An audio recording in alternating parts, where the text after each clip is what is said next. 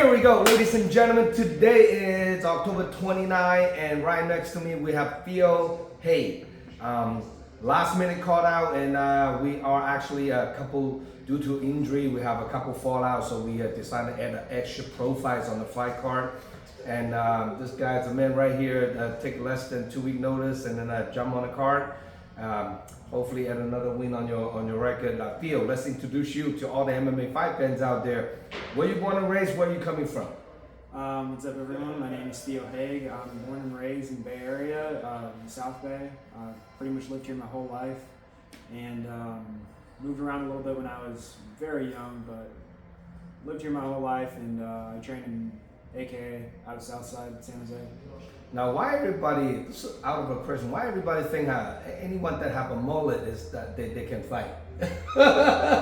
What is that mullet? Dude, I don't know, man. I mean, I cut mine quite a bit, and I can still fight. So, helps with speed. It's like a dorsal fin on your head. Yeah. Like, I never seen a guy that have a mullet that mediocre. They all we have an amateur, Fernando Diaz, also a mullet, and we have a few fighters that time to time, when you see a guy walk out with the mullet, they bring the heat in the cage. That's damn sure. You got to, man. You got a fucking stupid haircut on. You better be good at something, Now, do you have a full-time job besides training and fighting?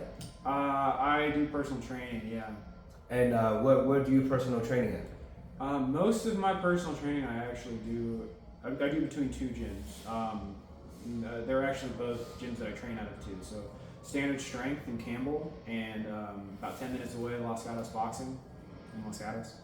Nice. Sending you training people get fit, get in shape, weight loss, the whole 9 yards, right? Yeah. Do you train any pro fighters or pro athletes? Yeah, I have before. I've trained several MMA guys, several jiu-jitsu guys that just want to get more athletic, stronger, faster, and be able to apply it to their sport. Mm-hmm. Now, watching you fight, you're more like a grappler, jiu-jitsu practitioner. And how long have you been doing jiu-jitsu?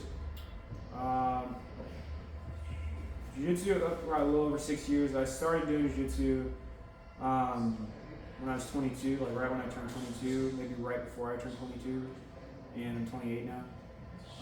Then a year after that, or a year and a half after that, I started doing MMA over at AKA. So I started at AKA Sunnyvale, across the street from Fremont High School, and then 18 months later, I moved over to AKA in Southside, and been there since. And you're living in San Jose? Yeah, I live in Campbell, so it's like West Side. Campbell, West Side San Jose. Yeah. So now you're pretty dedicated, man. So now you're 4-0, undefeated, going for 5-0. On your upcoming fight against Marcus Game, is one of the veterans in the sport that over 50 professional fights. Guys are really well-rounded and been around the block. Fought a lot of world-class fighters. What's your thought on fighting Marcus Game on this upcoming fight? I think he's got a ton of experience, which is invaluable. I think that I need to be smart when I go in there and stick to a game plan. But at the end of the day, I know that I know I'm mainly known for grappling, but if it stays standing, I'm very comfortable there. If it goes to the ground, I'm very comfortable there. I think as long as I stay smart and stick to my guns, it'll be a good night. Now, this fight, it's 195-pound catch weight, so since both you guys are last minute agreed to the fight, so hopefully gonna be put on a big show. I know you usually fight at 185,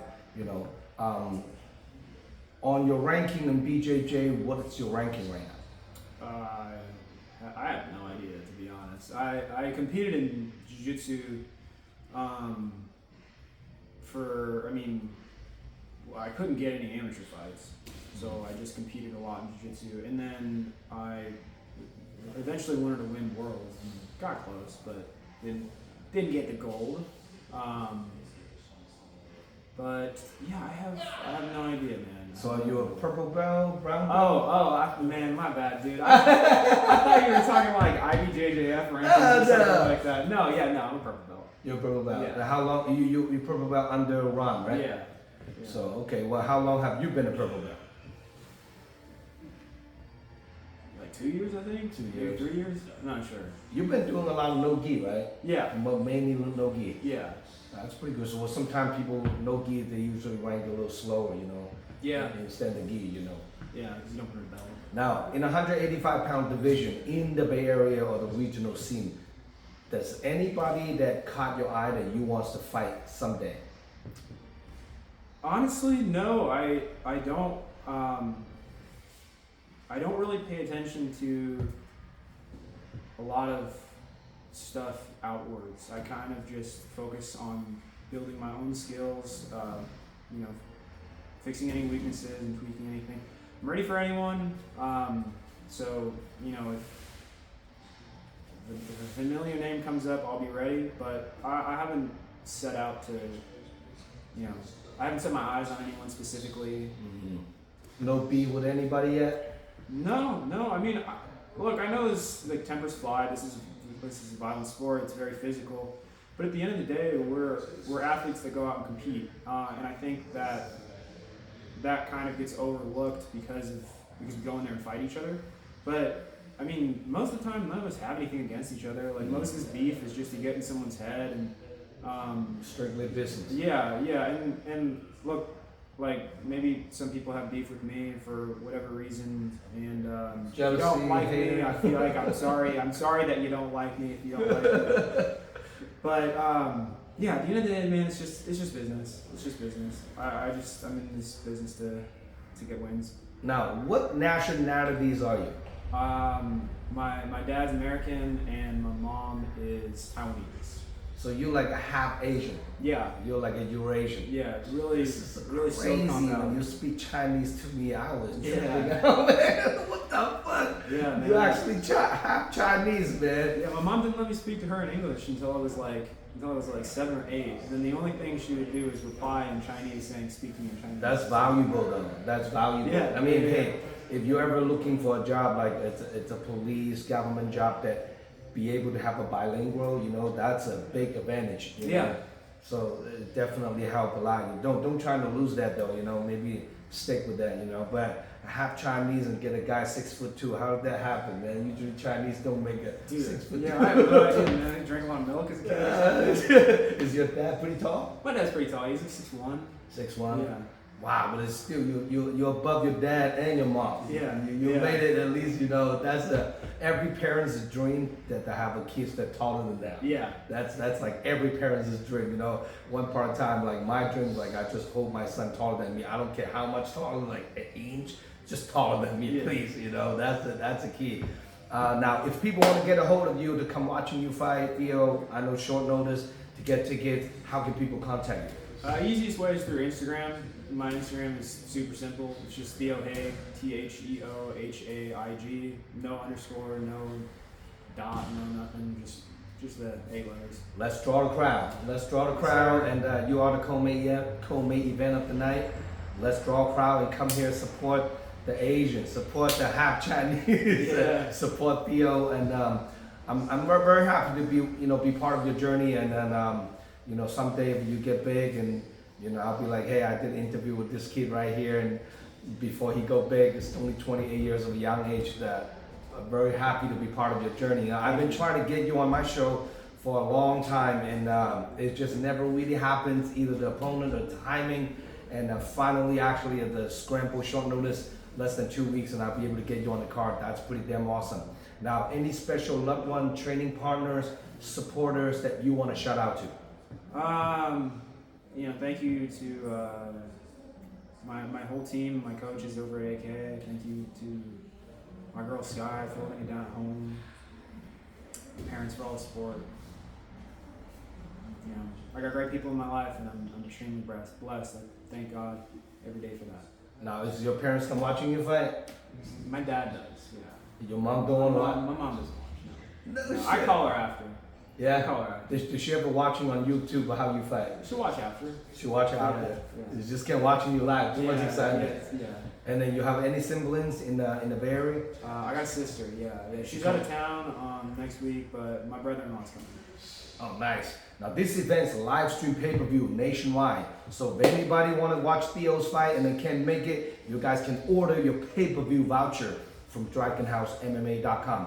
Zhong No Cage Fighting Series number 11 is going down September 9th. Oh no, November 9th at Keysar Pavilion, the oldest promotion in California. So making sure you guys stay tuned.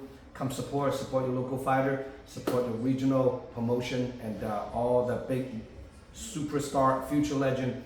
A lot of them, they kind of start off in my event, so I can't wait to watching another one right here. Theo Haig making his step in the Bay Area. This is the first fight in San Francisco, I believe, and the last time regional fight you had, it was at LFA, right? Yeah.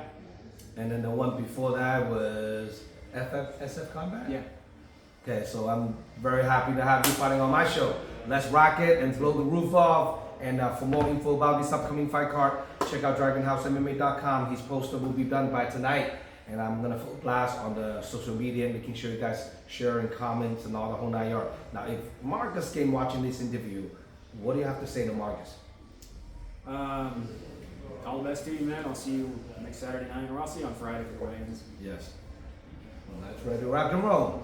How do you think the fight's going to go down? It'll be a good fight, you know.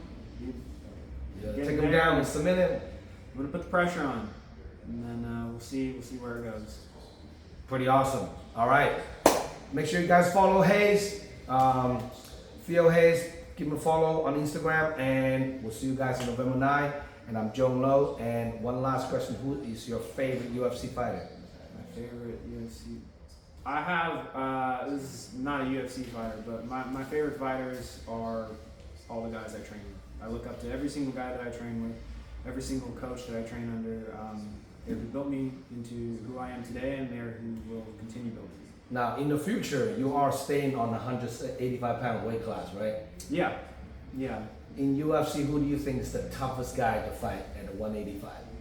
I don't know, man. Probably like. Gotta be Hamza, right? Yeah, or Dricus. Probably Hamza or Dricus.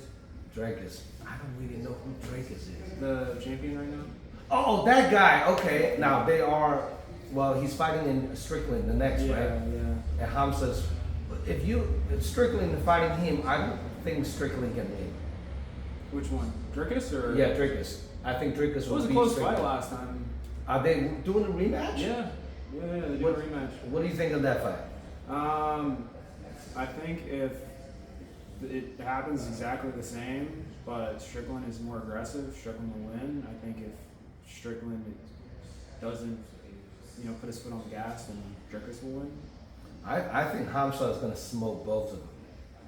Oh, that's good, man. I think if Hamza fights Strickland or the champion, I think Hamza. It's crazy because I'm a big fan of Hamza, so he's like the black sheep that no one wants to talk about, no one want to mention his name, no one wants to call him out, but when he does fight, that dude is crazy, man. Yeah. He's like a ruthless, a real life killer. That dude is crazy, so I don't know, when Hamza fights, that is the main event, no matter what card he's in. It's crazy. So someday you're gonna climb the ladder. This might be the dog you have to fight. Maybe. Yes. Anyway, all right, guys. See you guys November 9th. Right next to me, we have Theo Haig. I'm Zhong Lo signing out. Peace.